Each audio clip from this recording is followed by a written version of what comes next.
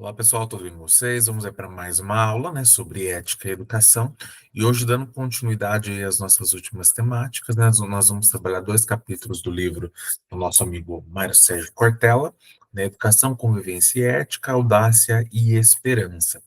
E hoje, especificamente, a gente vai estar tentando trabalhar aí, nós vamos buscar refletir um pouquinho sobre a questão da conduta ética da escola. Joia? Seguindo então. Cortella, vamos pegar lá uma citação do Cortella, no qual ele traz ali para a gente. A questão ética é tão decisiva que, mesmo que alguém fosse viver sozinho em algum lugar, levaria os próprios conceitos. E essa é uma frase interessante para a gente começar a refletir, porque ela vai trazer para nós a perspectiva de que, nós estabelecemos nossos valores de convivência em sociedade e esses permanecem em nós por onde nós vamos. Ou seja, nós construímos toda a nossa cultura, né, ética e moral dentro do contexto social coletivo, né, como nós já vimos isso nas aulas passadas, nós estabelecemos, né, esses valores na convivência do dia a dia, ou seja, conforme nós vamos nos desenvolvendo enquanto sujeitos, nós vamos elaborando esses valores, essas condutas éticas e morais. E mesmo que nós venhamos a sair desse espaço de convivência e vamos para outros lugares, ou seja, uma outra escola, uma outra cidade, um outro bairro, um outro país, esses valores que nós construímos no dia a dia, eles continuam permanecendo em nós. E para trazer um pouquinho dessa relação, o Cortella ele traz duas referências ali para gente. Uma é do filme Náufrago, que eu indico vocês assistirem. Inclusive, vou deixar o trechinho lá para vocês também na aula, no qual ele vai trazer, então, o personagem ali, que mesmo dentro das adversidades do dia a dia ali, né, como náufrago, ele busca, né, ou melhor, ele tem a necessidade de buscar a elaboração de um outro sujeito, né? Ou que o Cortella vai chamar de outra idade, estabelecimento de uma outra idade, de um outro sujeito com o qual ele possa se relacionar, com o qual ele possa interagir. E isso demonstra, né, para nós o quê? Duas questões super importantes. Primeiro, que é a busca pela subjetividade, então a compreensão do outro a partir da dimensão do desejo, da dimensão do pensamento, da dimensão da relação. Né? E por isso que ele vai atribuir ali vontade à bola, ele vai dialogar com ela, vai discutir, vai brigar, vai fazer todas essas relações que nós fazemos com outros sujeitos, né? E também a relação de sociabilidade, ou seja, eu preciso interagir com e com alguém. Eu não consigo somente interagir comigo mesmo.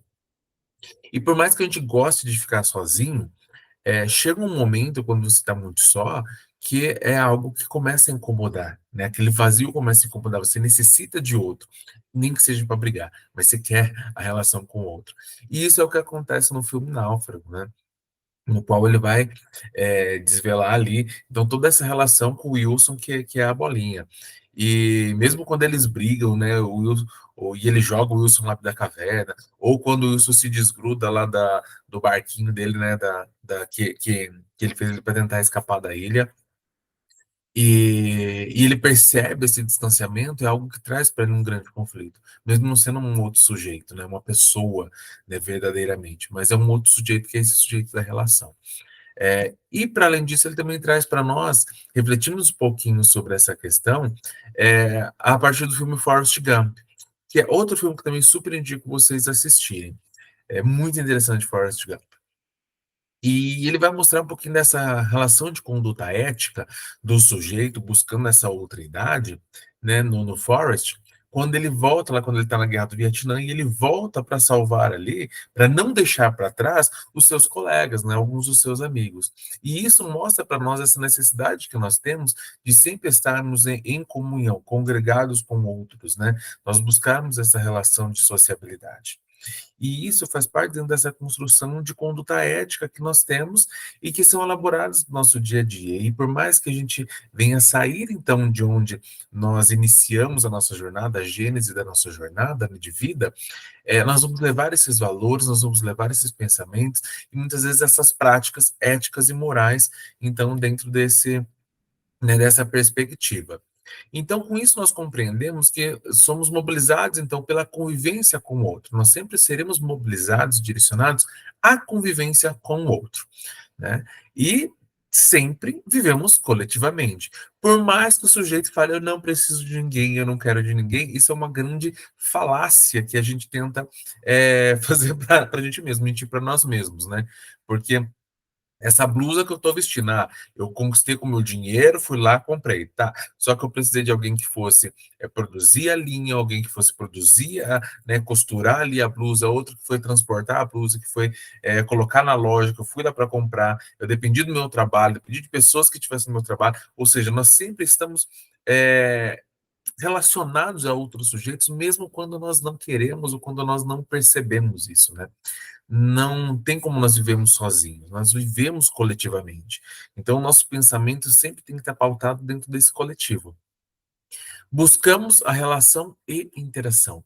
Isso seja nas relações afetivas, seja nas relações de convivência, nas relações conjugais, maritais, familiares, ou seja, sempre buscamos esta relação com essa outra idade. E somos sujeitos sociais, né? Isso na literatura da psicologia, lá, desde Freud, né? Freud vai mostrar isso para nós, Vygotsky vai mostrar isso para nós, assim como outros autores da sociologia, vai nos mostrar que nós somos sujeitos sociais, que nós buscamos esta vida em comunidade, né? O Cortella, né, ele pretende mostrar para nós, a partir dessa perspectiva, que a ética é sempre na relação. Ou seja, apesar da conduta ética estar no sujeito, né, então o sujeito ser o agente da conduta ética ou da conduta moral, ela sempre se dá na relação com o outro. Tá? Então, e por que, que isso acontece nessa relação com o outro? Porque a vida é condomínio, como nós vimos lá na aula passada, a ideia de domos, né, da casa que nós habitamos. Então, viver junto. A vida é condomínio, e é viver junto. Condomínio é viver junto. Há situações em que segregamos, mas em boa parte do tempo nós congregamos, no sentido de vivermos juntos. Isso significa que temos a necessidade de estruturar a nossa convivência. E ela está ligada à ideia de liberdade. Se eu sou livre, você é livre e a outra pessoa é livre. E isso é importante nós retomarmos aqui. Então, se a nossa vida ela é em condomínio e é viver junto, então há situações que nós segregamos, ou seja, nós colocamos grupos ou sujeitos à parte da nossa sociedade, né, ou do nosso grupo, aliás, e também há momentos que nós fomentamos e aumentamos o nosso próprio grupo, né, de sujeitos, a nossa própria panelinha, vamos dizer assim. E isso, né, significa então a necessidade de estruturar a nossa convivência por sujeitos que têm esses mesmos pensamentos, esses mesmos hábitos. E isso está ligado à ideia de liberdade, porque eu tenho liberdade para desenvolver essa perspectiva, eu tenho liberdade para me agrupar ou desagrupar conforme as minhas necessidades ali. E isso é interessante, nós pensarmos dentro também no contexto de liberdade, porque se eu sou livre para escolher, se eu sou livre para participar, se eu sou livre para estar em um grupo, outros sujeitos também devem estar. Porque se esses sujeitos forem privados, ou eu for privado, na privação não é só para o sujeito, mas a privação acaba ocorrendo para todos, né? E é aí que mora o nosso grande perigo. Por isso que nós temos que pensar muito, né, principalmente nos grupos minoritários, o quanto eles muitas vezes são privados de liberdade. E aqui depois vou deixar um texto para vocês do Mayakovsky, né, que ele vai falar justamente sobre esta questão de algumas privações que grupos minoritários vão sofrendo, e eu não faço nada por isso, mas depois também se volta contra mim. E como eu não fiz nada quando estavam fazendo com o outro, também ninguém faz nada por mim.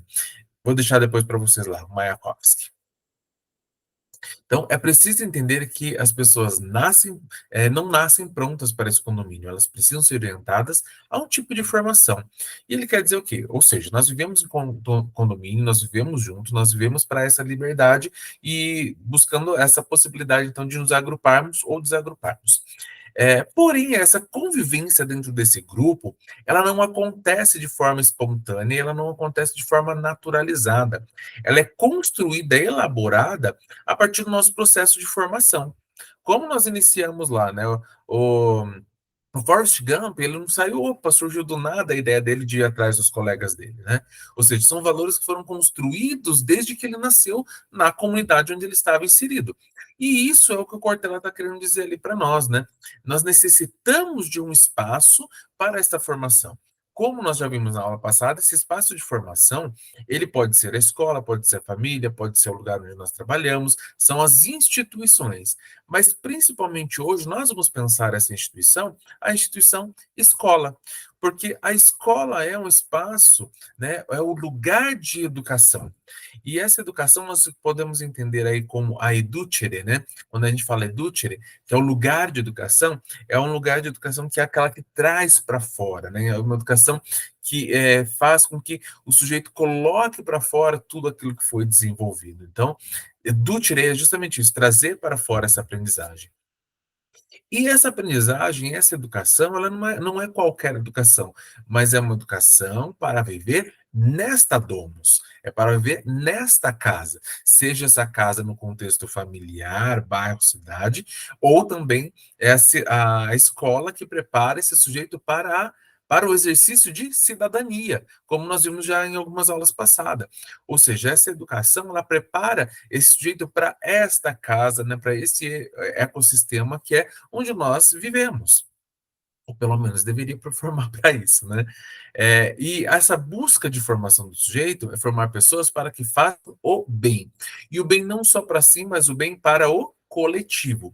Dentro de duas perspectivas que é interessante a gente pensar que o Cortella aponta ali, que é a de microexistência e macroexistência. Claro que dentro de um contexto de microexistência, nós vamos ter muitas vezes ali valores que vão ser diferenciados, né? Então, pensando dentro do contexto familiar. A gente vai ter ali valores que vão ser negligenciados, valores que vão ser trocados, né? Condutas que vão ser partilhadas de acordo com os irmãos que nós temos ali. Porém, nós temos que pensar não só nesse contexto familiar de microexistência, mas no contexto de macroexistência. Da mesma forma que na microexistência nós queremos que todos ali estejam bem, que todos sejam atendidos dentro das suas necessidades, que todos possam estar satisfeitos dentro daquele grupo, num contexto de macroexistência, nós também temos que buscar esta relação, em que todos estejam bem, buscar uma relação em que todos sejam atendidos dentro das suas necessidades e que todos sejam respeitados dentro dessas necessidades. Então, todos sejam ali alvo desse bem, que é um bem comum e coletivo. Então, a escola, ela parte, né, ou ela deveria partir de três conceitos, de três ideias que o Cortella vai trazer para a gente, que é o de congregar, comover e compaixão. E é interessante nós pensarmos um pouquinho sobre isso, né? Quando nós falamos de congregarmos, vem da palavra lá greg, que quer dizer rebanho, então é estar junto. Então, é esse amontoado, amontoado não, né? Esse ajuntamento de sujeitos. E, e isso tem que nos levar a uma comoção, e pensando enquanto educadores, né, nos levar a uma comoção. E esse comover não quer dizer que é você ficar sensibilizado pelo outro, não é nesse sentido, né? Nesse sentido romântico. Não que haja um problema em romantizar essa ideia, mas esse comover é de se mover com o outro, ou seja, fazer junto com o outro, que é o que vai nos levar também a uma perspectiva de compaixão, né? E essa compaixão não está ligada só à questão da afetividade do amor, né? E o Cortella vai trazer para nós ali, tanto falando sobre um pouquinho do amor eros, né? Que é o amor carnal, essa paixão carnal, né? Física, e do amor ágape. Não é nesse sentido. Ele vai trazer a compaixão no sentido de fazer algo, mas fazer com desejo, né? Fazer com paixão, né? Com fatos, né? O fatos ali é a palavra também que vai ser direcionada à afecção, doença, patologia, enfim. Mas quando nós olhamos para a escola, nós temos que pensar essa escola, então, como um espaço, né, de ajuntamento de sujeitos no qual nós vamos nos mobilizar, nos comover com o outro. Então, sempre atuando nesse coletivo e com paixão, com um desejo de fazer essa movimentação. E esse é o que nós vamos entender como sendo um compromisso ético da escola. E aí o Cortella diz assim: o que cria conexão é quando entendemos a ideia de zelo pela minha vida e pela outra vida. Ou seja, quando eu entendo que eu tenho que me mover com paixão, não só para aquilo que eu sou, mas para aquilo que o outro é também. Então, compaixão. Aquilo que nos afeta juntos, né? Ou seja, aquilo que se eu apertar no colega do lado, vai doer em mim também. Se eu beliscar, o outro também vai sentir. Porque nós estamos, né, de uma forma nesse ajuntamento com o outro e compaixão. Então, aquilo que nos afeta juntos, que está dentro da noção de fatos. Aquilo que é uma afecção, que afeta, nos afeta de alguma forma. Aquilo que nos move, comove, aquilo que afeta, né? Essa ideia ela vem muito lá do Baruch Spinoza, como eu já falei para vocês também na aula passada, que vai falar sobre a questão das afecções, né? Ele traz uma teoria dos sentimentos, no qual ele vai trazer para nós essa questão das afecções que afetam o nosso corpo, que nos afetam enquanto sujeitos, e que vai mobilizar a nossa conatos, né, a nossa potência de vida. E essa nossa potência de vida ela tem que estar mobilizada dentro desse contexto coletivo. Né? Eu tenho que zelar não só por aquilo que eu sinto, mas pelo que o outro sente também. E me responsabilizar dentro desse contexto. Então, dentro desse compromisso ético da escola, o Cortella ainda pontua aqui: quando se pensa em ética, há a necessidade de recusar a frieza do dia a dia, né? Ou seja, aquele sentimento que nós vamos deixando para lá, né? E de sempre dizer: a vida é assim. A ética não é apenas a zeladoria daquilo que está estabelecido, mas a construção conjunta das condições para que aquilo que desejamos, porque podendo ser, deve ser. E se pode, deve. E pode. Né? Ou seja, nós devemos ser éticos e podemos ser éticos. Então, nós temos o dever de sermos éticos. Né? Nós temos o dever de construirmos um agrupamento, um ajuntamento e uma sociedade melhor, com aquilo que nós temos e com aquilo que nós somos. É um compromisso da escola isso. E esse compromisso que se leva, então, para a sociedade, que sai do universo particular, né, ou social mais reduzido, de microexistência, para esse espaço de macroexistência, que é a sociedade como um todo. Então, o número de recursos disponíveis para o conjunto da humanidade, se houve partilha, seria sobrante. E o que ele quer dizer com isso? Se nós pensarmos dentro desse contexto coletivo, quando nós falamos dos bens naturais, quando nós falamos aí das necessidades básicas de vida, seja ela de casa, com alimentação, acesso à saúde, se nós pensássemos de uma forma coletiva, uma forma de partilha, tudo que nós temos hoje, elaborados dentro do nosso contexto social, daria para todo mundo, ou seja, teria dinheiro para todo mundo, teria casa para todo mundo, teria alimento para todo mundo. Nós não teríamos uma escassez, nós não teríamos essa pobreza, né? E nós só temos uma escassez de alimento, de água, mas ela é localizada. E por que ela é localizada? Ela é localizada porque nós temos aí, né, a concentração de bens dentro de um determinado grupo social, o qual não há uma partilha com aqueles menos favorecidos, mas sim uma exploração. E aí a gente vai entrar num contexto, né, econômico, que não é o ponto principal da nossa discussão, mas que é muito importante nós compreendermos, porque isso também mobiliza o nosso movimento ético. Mas se nós tivéssemos construído uma ideia de partilha dentro dessas necessidades, que são necessidades básicas de vida, principalmente, não haveria escassez, né? O grande problema é que não existe esse senso coletivo, né, e dessa união que desfaz essas forças, né, que regem aí a nossa sociedade. Então, a ética, né, a nossa ética educacional ou a ética da escola, ou o compromisso que a escola tem com esse modelo ético de sociedade, é formar não apenas para o discurso, ou seja, para um sujeito que não vai somente falar, mas para a prática no contato com a realidade, ou seja, é buscarmos no dia a dia essas realidades e agirmos sobre ela, né? É formar para a compaixão. E esse amor ágape, ou seja, nós formarmos sujeitos, pessoas, para essa questão da partilha do amor fraterno. É o entender, então, o outro como uma extensão do eu. É buscarmos nesse contexto de microexistência e macroexistência possibilidades de diálogo, né? De partilhar, de participação. É fazer o bem como propósito de vida e não como circunstância. E aqui é interessante a gente pensar hoje, principalmente no nosso mundo midiático, o quanto essas relações de partilha elas vão acontecendo, mas muitas vezes não como um propósito de vida, mas como uma circunstância. E por que uma circunstância? Uma circunstância que vai levar a mais sucesso ou a um status social de destaque.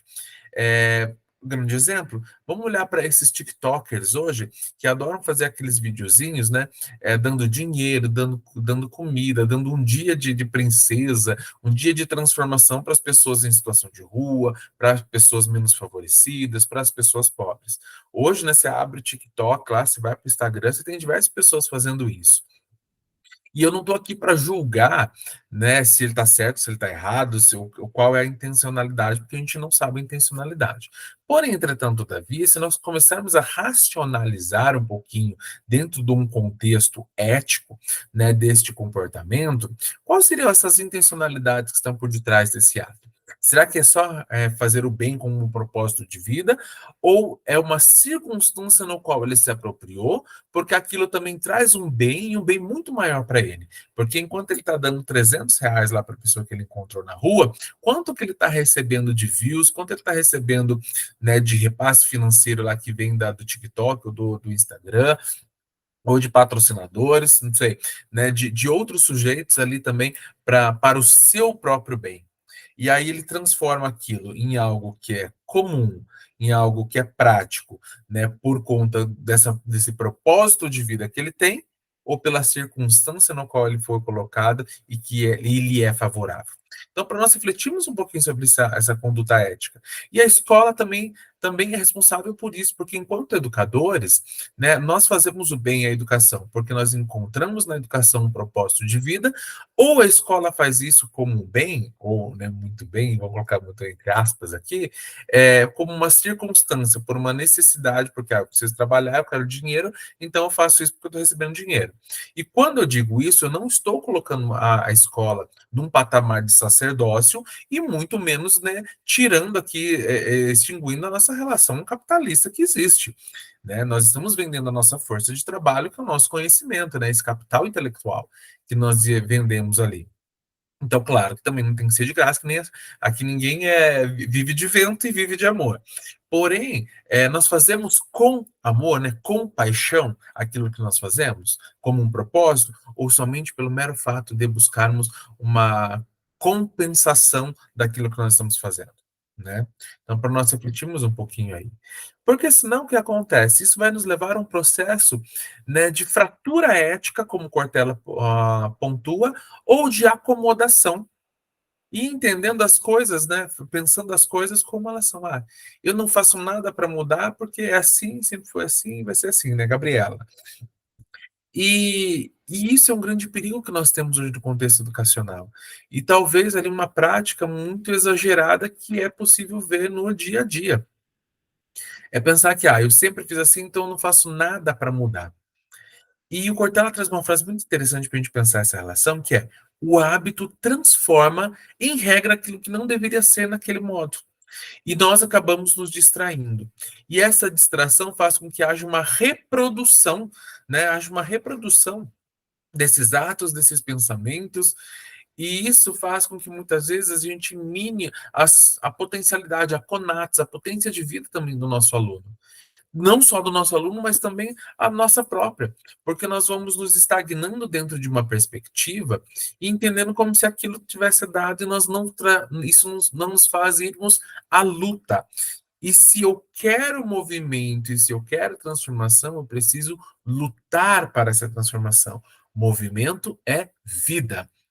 Né? Se eu ficar estagnado, eu morro. Né? Seja uma morte física, seja uma morte intelectual, seja uma morte filosófica. Né? Eu morro. Eu preciso desse movimento, eu preciso estar ativo. Então as coisas não são como são. Né? As coisas podem ser. E essa busca por ser é o que tem que mobilizar a nossa própria vida enquanto educadores, enquanto pessoas. Né? Então, nós temos uma acomodação que que tem que ser mobilizada para uma ação fora da ordem, né? Ou seja, eu quebrar esse paradigma, eu quebrar esse padrão de comportamento. Porque durante muitos momentos, principalmente aí quando nós estamos no início da atuação profissional na escola, a gente vai ouvir muito isso, né? Ah, isso não é problema meu, isso não é problema seu, então não se mete, não faz nada, né? Não liga, faz de conta que não tá vendo, fica na sua, né? Com o tempo você se acostuma, é assim e pronto, acabou. E nós temos que ter uma ação fora desta ordem, né, pré-estabelecida, porque isso acaba se tornando um comportamento ético dentro daquele espaço, mas isso não é moral para as nossas vidas e para aquilo que nós entendemos enquanto uma educação de valor. E o Cortella diz assim que essa fala não faz o problema desaparecer, né? O problema vai continuar lá. Nós trazemos, pelo contrário, a manutenção dele, né? Apenas diz que eu não estou assumindo a solução, mas eu tenho de assumir a solução porque existe um problema e ele é nosso. Se eu entendo que, mesmo que as pessoas não queiram, mesmo que as pessoas tenham esse olhar, né, pensando no contexto escolar, tenham esse olhar de conformismo e acomodação para determinada coisa, aquilo é responsabilidade minha. E a responsabilidade minha, porque aquilo vai afetar, né? Aí o fatos, né? Vai afetar. É uma afecção para a minha vida, mas também para a vida do outro. E talvez o outro não consiga se mobilizar porque ele já está tão afetado que ele acaba chegando num ponto de anestesia. Ele não consegue mais sentir mais nada, né? Então, nós temos que buscar essa acomodação para fora dessa ordem pré-estabelecida. Então, eticamente, ele é um problema meu porque afeta o outro homem, afeta o outro sujeito. E se afeta o outro sujeito, também me afeta. E eu trouxe essa charge para a gente refletir um pouquinho sobre isso e para nós pensarmos uma atividade aí. Então, ó, Joãozinho, diga para a classe que país é esse que você mora. Ah, eu moro num país onde aposentado é chamado de vagabundo, treinador de futebol de professor, professor de tio e corrupto de Vossa Excelência. Joãozinho, tira o resto do dia para brincar.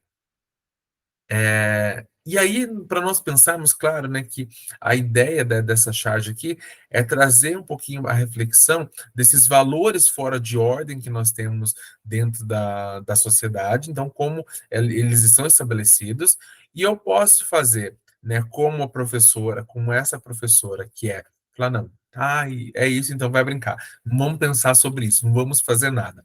Ou nós podemos levar a uma reflexão sobre esses pontos e trazer ali o Joãozinho a refletir. Por que então, né, que o aposentado é chamado de vagabundo? Quais são as forças que movem para essa ideia? Por que, que o treinador é valorizado, enquanto o professor é rechaçado na sociedade e leva borracha nas costas? Né? Por que, que o professor, quando faz movimento social, ele é taxado de vagabundo, né, de alienador, de comunista e por aí vai? Por que, que nós damos valor para certas entidades corruptas aí da nossa sociedade e de algumas classes específicas? Então, nós temos que ser aqueles que vão ter uma ação fora desta ordem, que é isso e pronto, acabou. Os políticos são corruptos, então não posso fazer nada. Não posso, porque não afeta só o outro, mas afeta a mim também. Enquanto educadores, qual é a postura que nós temos, né? Então, olhar agora, então, a atividade, né? Vamos fazer um parênteses aqui para a nossa atividade de hoje. A nossa atividade de hoje é olhar para essa charge e refletir para ela, então, qual seria uma conduta ética da professora em relação ao que o Joãozinho pontuou para ela. Então, que ação ética ela poderia ter tomado nessa situação, tá? Então, fechou a nossa atividade, voltamos aqui para o nosso contexto. Essa quebra de ordem, né, de regras estabelecidas, foi mostrada ali para nós, né, ou seja, traz uma referência, o Cortella traz uma referência da Rosa Parks, que foi uma grande, né, uma grande mulher feminista que atuou dentro de um período nos Estados Unidos, onde nós vivíamos o apartheid, né, justamente essa separação do negro e da pessoa negra e da pessoa branca, né, existia uma segregação, então, do grupo negro, da negritude, da sociedade. Então, ali não existia uma congregação, mas sim a segregação desses sujeitos. Tanto que, num ônibus, por exemplo, se uma pessoa negra tivesse sentada, uma pessoa branca chegasse, ela tinha que ceder o lugar. E é nesse ponto em que Rosa Parks fala, não, se nega a sair do lugar para dar espaço para um homem branco sentar. E isso foi um movimento de luta extremamente forte naquele período. E a ideia que o Cortella traz para nós pensarmos sobre isso é que, se o indivíduo não pode tudo, mas pode alguma coisa, ele deve fazer. Então, ela não poderia mudar todas as regras, mas aquela era uma atitude que ela poderia tomar naquele momento, e que ela tomou, e que mudou todo o processo, né? Toda a ideia de racismo que nós temos até hoje. Isso vai mobilizar até hoje esses pensamentos, não só esses pensamentos, mas como ações práticas de luta contra o racismo e a discriminação. E é importante nós entendermos, né, quando o Cortella diz ali também, que o indivíduo não é ponto de chegada, mas é ponto de partida. Então nós temos que pensar no indivíduo, no sujeito, enquanto aquele que vai receber a ação. Mas também é de onde parte toda ação para a mudança, é de onde parte todo o processo de construção de um pensamento, de uma reflexão e de uma ação que visa esse coletivo, que visa esse grupo. Se Rosa Parks não tivesse se recusado a se levantar, o que seria hoje, talvez, aí, dos processos de discriminação e segregação no campo social, na sociedade? Até hoje, será que nós teríamos aí ônibus específicos, né, para pessoas negras, banheiros para pessoas negras, e uma discriminação, né, cada vez muito mais ascendente?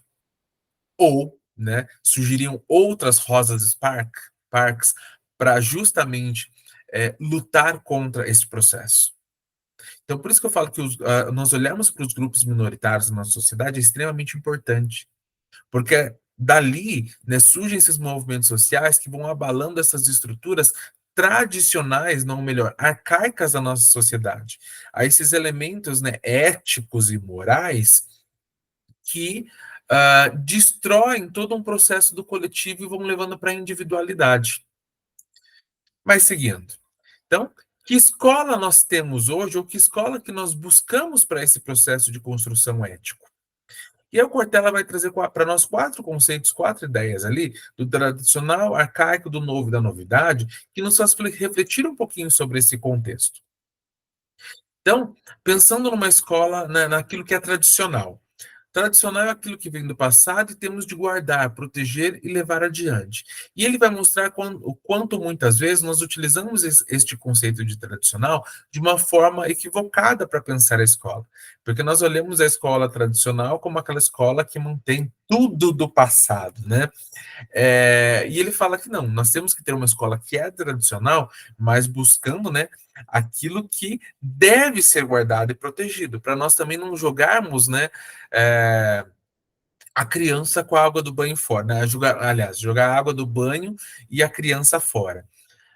O Theodor Adorno ele traz essa metáfora, né, para aquilo que quando nós, na modernidade, nós pegamos tudo aquilo que estava passado, né, de um outro período, e nós taxamos como algo ruim e jogamos a água do banho com a criança fora. Isso quer dizer o quê? Porque antigamente lá todos da família tomavam banho na mesma água. Então era o pai, a mãe, o filho mais velho, e descia até o bebê. O bebê era o último que tomava banho. Então imagina como estaria aquela água. Então no jogar a água fora, jogava-se a criança também, porque ela já estava misturada ali com aquela água. E a mesma ideia. Se nós temos valores que são centrados numa escola tradicional e que são valores fundamentais para uma construção de um cidadão, para a construção de um sujeito ético bom, nós temos que permanecer.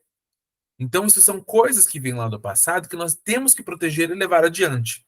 E tirarmos aquilo que é arcaico. Né? O que é esse arcaico? Aquilo que pode ser descartado, né, e que já está superado. Ou seja, nós não precisamos guardar todos os valores que foram estabelecidos na educação como um todo, mas aquilo que é bom, aquilo que é viável, aquilo que deve permanecer. Outras coisas a gente tira. Então, quando nós olhamos para essa ideia de tradicional que o Cortella está trazendo, ela não é algo negativo, não é na perspectiva negativa, mas na perspectiva reflexiva daquilo que deve se permanecer. Porque hoje, muitas vezes, nós somos levados a pensarmos a escola como um processo de novidade. Nós temos que ter novidade todos os dias, a todo momento, em toda aula, nós temos que ter uma novidade específica. E nós temos que tomar um grande cuidado, porque a novidade é aquilo que vem, faz um pouco de fumaça e sai. Ou seja, aquilo que não permanece. Ela só traz um fogo de palha, né? Como a gente costuma dizer. Mas nós temos que pensar numa escola que é uma escola nova, tá? Que é a escola que vem, revoluciona e persiste. Ou seja, aquela é uma escola que traz uma transformação para o sujeito, para as pessoas que fazem parte daquela comunidade, principalmente para os nossos estudantes. Então, nós temos que olhar um pouquinho essa relação entre escola tradicional e escola moderna com um olhar de estranhamento. O que eu estou chamando de tradicional e o que eu estou chamando de moderno? Qual a perspectiva que eu trago para esses dois pontos? Porque isso é o que vai me trazer a minha conduta ética enquanto espaço escolar. É isso que vai mobilizar as práticas que eu executo naquele espaço. Aquilo que eu permaneço, faço permanecer, aquilo que eu tiro, né? Aquilo que eu considero que é algo que deve ser, então, extirpado ali do nosso processo educacional. E aí, né, eu trago até essa chargezinha para nós pensarmos também um pouquinho, né, das questões próprias dos valores morais, né? Porque pensar, por exemplo, a ideia de autoridade docente é algo que não pode ser banalizado e é algo que deve permanecer na escola. O professor é uma autoridade dentro do campo educacional. Nós vamos trazer várias teorias falando sobre afetividade, relação professor-aluno, e é extremamente importante. Porque para eu ter autoridade, eu não preciso ser, né, esqueci a palavra agora, um ditador. Não precisamos ser ditador. A autoridade lhe é dada, lhe é outorgada. É um respeito dentro do espaço que você ocupa e que você foi conquistando ali com suas práticas. Mas se nós olharmos essa charge, ela vai trazer um pouquinho dessa relação para nós, dessa inversão, muitas vezes, dessa autoridade. Dessa inversão de valores familiares que vão repercutir lá na escola, enquanto espaço de educação, né? Então, o Cortella vai falar para nós ali o quê?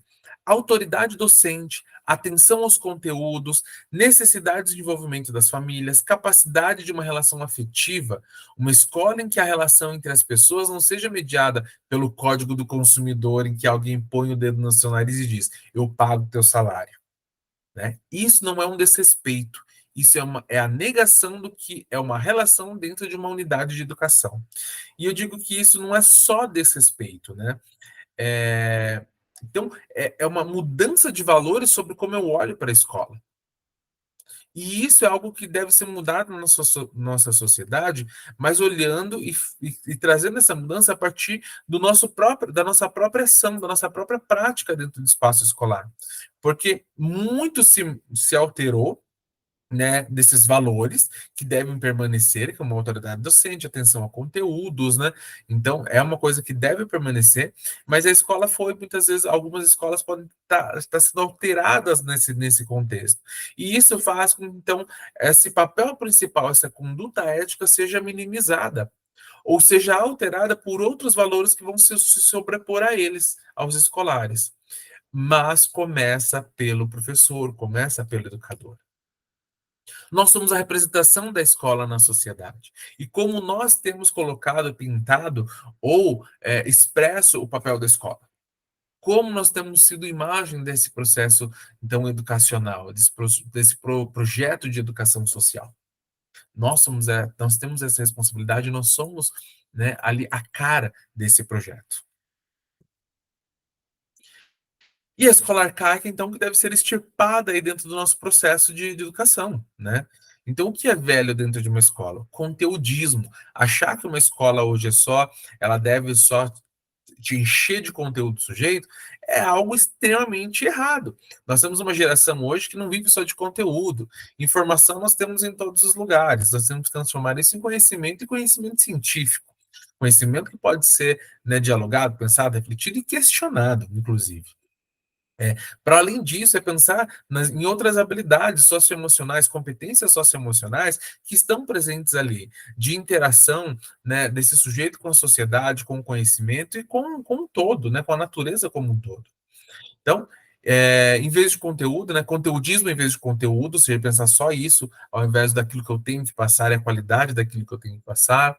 Atenção à mera informação, então jogar as coisas lá como se tivessem todas tudo dado, né, e a gente sabe que conhecimento não é isso. Supor que a memória é a única coisa que serve para avaliar alguém, né? Ou seja, aquelas provas exaustivamente para você fazer um recorte-cola, né, daquilo que você leu, daquilo que o professor falou.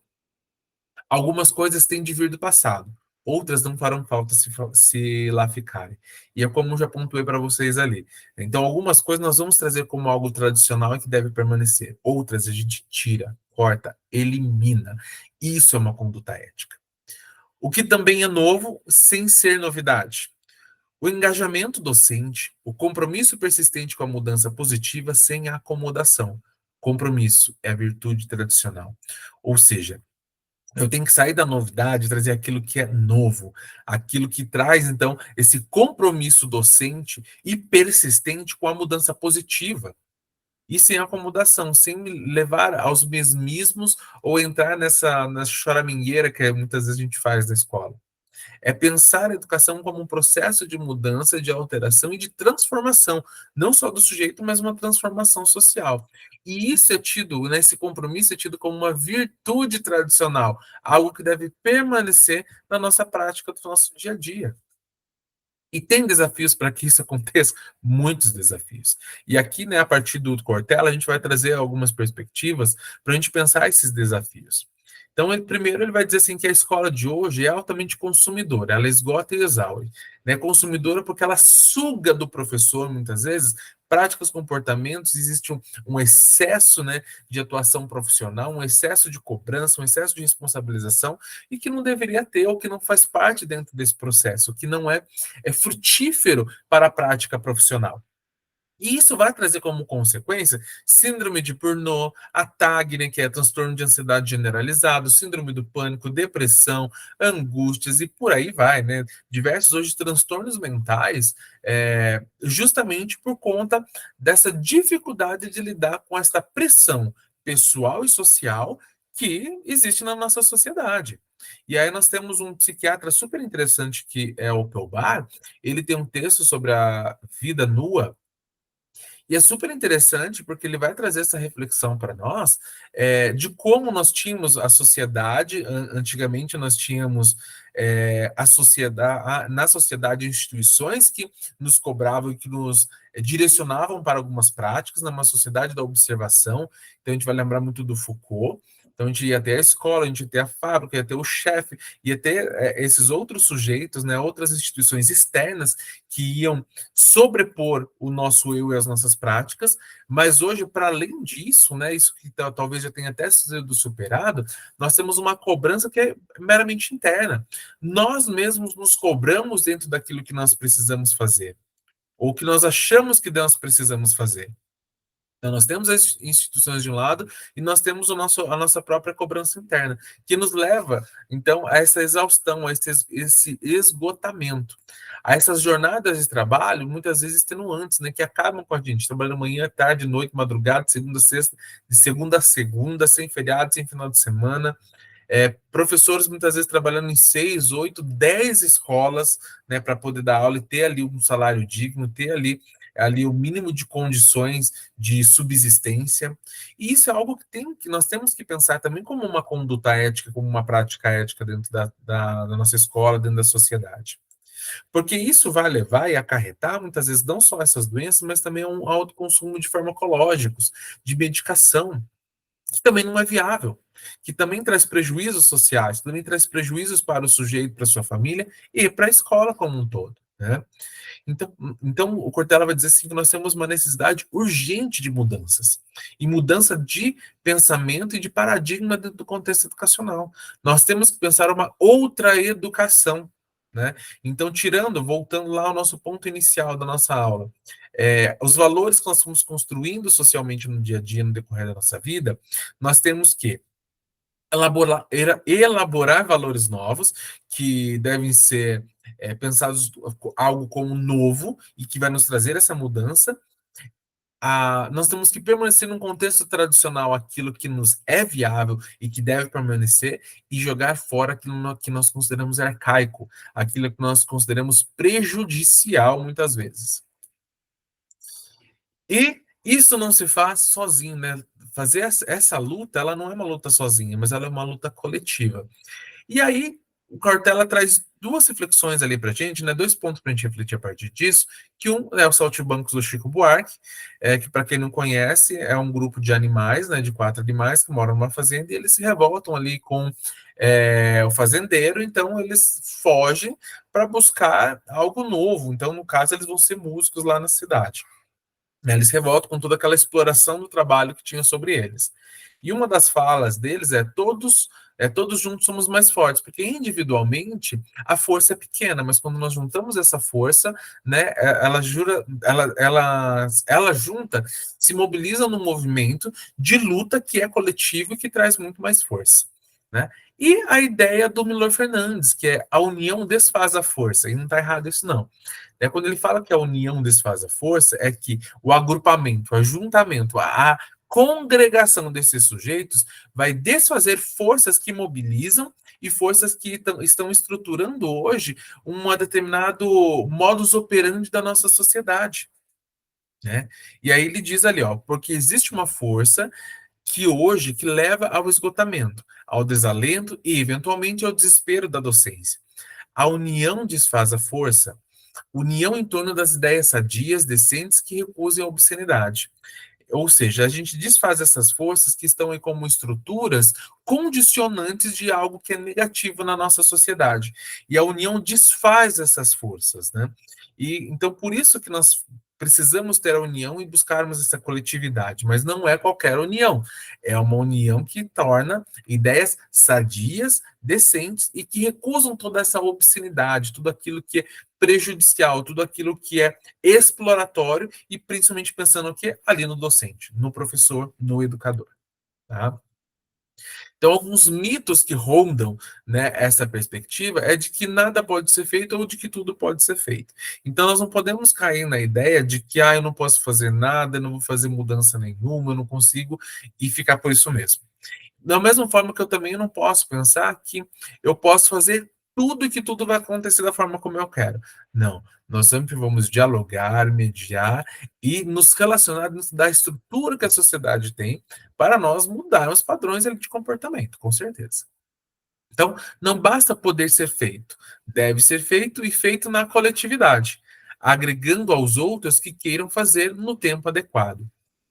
Ou seja, eu tenho que fazer algo, eu tenho que buscar pessoas que também queiram fazer esse algo, mas essas mudanças não acontecem do dia para a noite, né? Isso vai acontecendo progressivamente, né? Galgando ali espaço dentro do contexto social.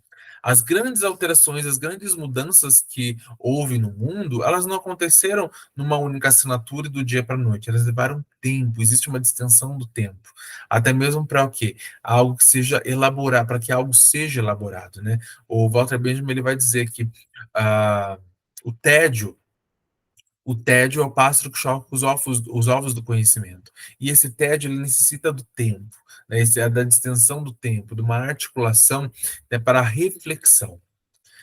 Então, se há outras pessoas que também ficam indignadas com essa obscenidade, eu preciso me aproximar delas, criar vínculos, diálogo, possibilidades.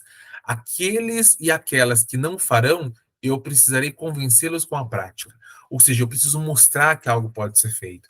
E pensando no contexto escolar da educação, se você é um professor que você traz a mudança na sua prática pedagógica, você vai se aproximar e buscar professores que pensam da mesma forma. Aí tem aquele professor que não faz nada, aquele professor que é acomodado, aquele professor que só reclama da vida. Você vai lá e bater nele? Não, dá vontade, com certeza. Mas a gente não pode fazer isso. O que a gente vai fazer?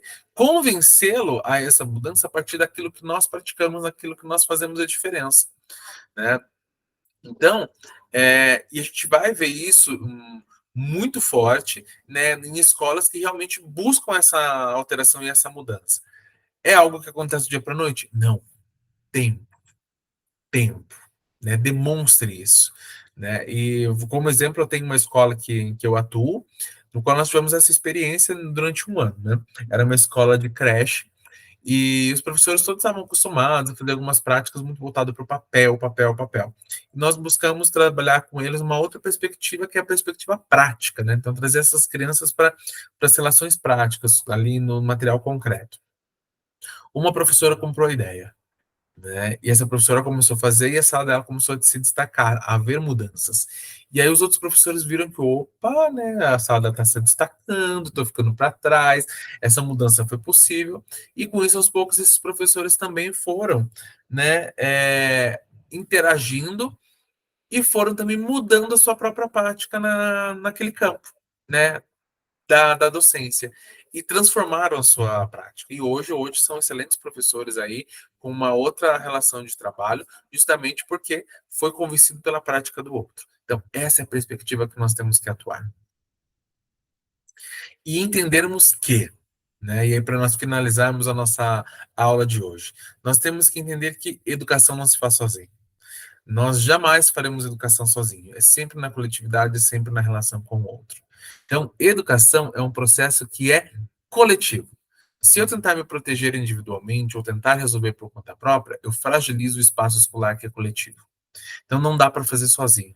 Eu preciso estar com o outro. Eu preciso buscar esses agentes, né, de mudança e criarmos forças e vínculos ali para nós construirmos uma educação melhor, uma educação ética e de qualidade.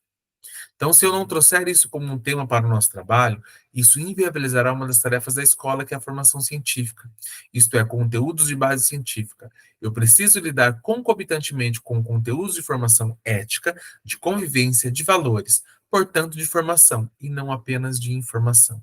E informação se faz na coletividade, informação, né, transformação em informação se faz na relação com o outro, se faz no diálogo reflexivo das diferentes informações e possibilidades que nós temos aí no nosso contexto do dia a dia, no nosso contexto social. Então, por isso que a educação não se faz sozinha. Educação só se faz no coletivo. Educação se faz na construção com o outro, com paixão, congregando, né? E de forma, então, sempre conjunta no diálogo.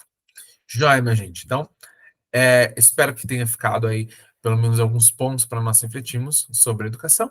E nós finalizamos aqui por aqui hoje. Então, façam atividade, vou deixar um campinho lá na plataforma para vocês anexarem a nossa atividade de hoje. Então, um grande abraço e até a nossa próxima aula. Tchau, tchau.